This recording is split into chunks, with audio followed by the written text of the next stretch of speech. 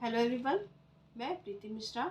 आज आप लोग के लिए जो हम नया टॉपिक लेकर के आए हैं वह है विवाह से संबंधित। जो शादी है वो शादी अगर कोई विधिक तरीके से करता है, न्यायालय में जाकर के अपना विवाह करता है, तो विवाह करने के लिए क्या था कि आर्य समाज के द्वारा अगर कोई शादी किया है तो न्यायालय उसको मान्य मानती थी।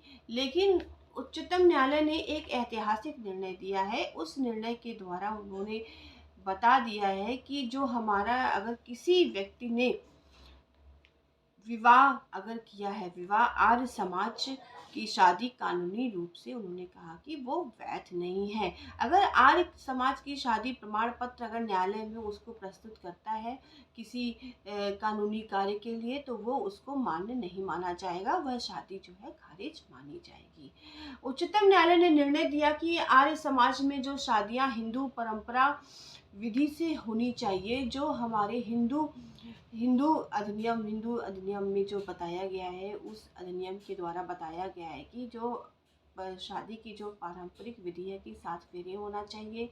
आपके जो हवन विधि के द्वारा 7 फेरे होना चाहिए, और जो रीति हिंदू के द्वारा शादी की जाती है उसी रीति के अनुसार ही विवाह होना अनिवार्य माना गया है। उच्चतम न्यायालय ने ये निर्णय दिया है।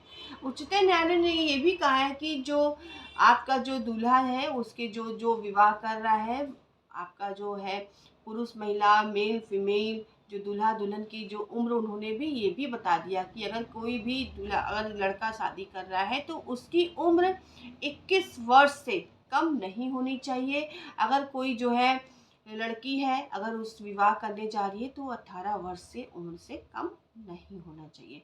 हिंदू विवाह अधिनियम 1955 के द्वारा 7 फेरे से किया गया ही विवाह मान्य माना गया है। हिंदू विवाह अधिनियम में ये भी कहा गया है कि 7 फेरे के साथ जो है जो हिंदू के रीति रिवाज होते हैं उसी के द्वारा विवाह होना अनिवार्य है, तभी वही विवाह जो है मान्य माना जाएगा। नहीं तो न्यायालय के द्वारा जो विवाह रजिस्ट्रेशन होता है, वहाँ पे रजिस्ट्रेशन के द्वारा अगर विवाह हुआ है तो उस सर्टिफिकेट को भी मान्य माना गया है। लेकिन आर्य समाज की शादी का प्रमाण पत्र को मान्य नहीं माना गया है। ये जो हमारे उच्चतम न्यायालय के जो जस्टिस हैं 2 बेंच के द्वारा उन्होंने निर्णय दिया है, justice Ajay Rastogi and justice VV Nagarathna ने इन्होंने निर्णय दिया। उन्होंने कहा कि जो केस न्यायालय में प्रस्तुत किया गया था उच्चतम न्यायालय में कि एक अपहरण का केस था, अपहरण के और बलात्कार से संबंधित मामले में आरोपी को जमानत दे दी गई थी और सुनवाई, और बलात्कार के आरोप में लड़की बालिग थी, और उसने ये भी कहा कि हम दोनों ने जो है बलात्कार के बाद जो है आपस में शादी कर ली, आज समाज में मंदिर में जा कर के मैंने शादी कर लिया है।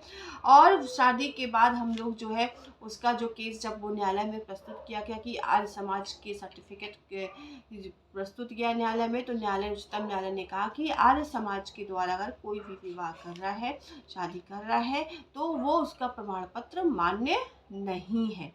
तो उच्चतम न्यायालय के जो justice Ajay Rastogi and justice VB Nagarathna ने जो ये निर्णय दिया है, बहुत ही ऐतिहासिक निर्णय है, जो हमारे भविष्य में बहुत सारे ऐसे लोगों पे उसका फ़र्क पड़ेगा, जिन लोगों ने जो समाज से डर करके जो है भाग करके कहीं जा करके वो शादी कर लेते थे, और जो है कानून उसको मान्यता प्राप्त कर देती थी कि हमारे जिला न्यायालय में, पारिवारिक न्यायालय में उसको मान्यता मिल जाती थी, लेकिन वो मान्यता अब नहीं मिलेगी। अगर आपने हिंदू विवाह अधिनियम के द्वारा जो सेक्शन में एक्सप्लेन किया गया है कि रीति रिवाज 7 फेरे होना अनिवार्य है, अगर आपने 7 फेरों के द्वारा विवाह अगर अपना कंप्लीट किया है तभी उस विवाह को मान्य माना गया है। और आर्य समाज का जो प्रमाण पत्र है वो मान्य नहीं है। अगर आप न्यायालय में जा कर के रजिस्ट्रेशन के द्वारा वहाँ पे विवाह करते हैं तो ही वही विवाह का जो सर्टिफिकेट होगा आपका विवाह जो है वैलिड माना जाएगा, वैध माना जाएगा। अगर आपने आर्य समाज के द्वारा विवाह किया है तो वो क्या हो जाएगा, वैध, शून्य हो जाएगा। अगर आप लोग को ये वीडियो पसंद आया तो प्लीज़ मेरे इस वीडियो को लाइक करिएगा और शेयर करिएगा। Thank you.